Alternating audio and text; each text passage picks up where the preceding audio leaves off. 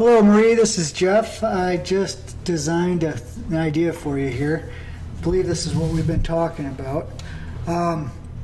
We have the matching Korean top and apron that goes around the table and the legs and the center cabinet. I have an idea I wanted to go over with you real quick. The squares on the bottom of these legs are kind of intended to have rails going from each one. So I went ahead and put them on these two sides. I tried to design where I carried it around to the floating cabinet, but then it took up more shelf space.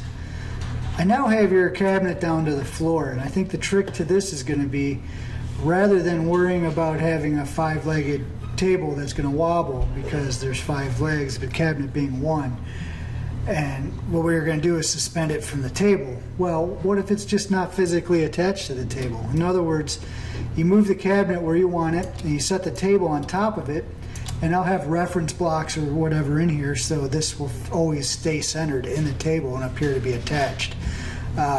So if someone bumps into the table, this would probably bump over with it. But when you go to actually pick up and move the whole thing, they're actually independent. Now we have a cabinet that's down to the floor. It gives you more shelf space, and a 4-legged table that can balance and most likely sit just fine on your floor the way it is.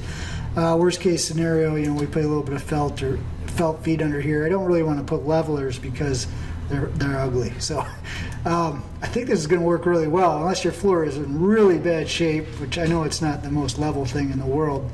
I think this table will most likely sit pretty square this way. Bigger tables tend to. They kind of flex to the floor a little bit. So same concept, except the cabinet does go to the floor. It's just not physically attached at the top of the table, independent. Let me know what you think. Talk to you soon. Thanks.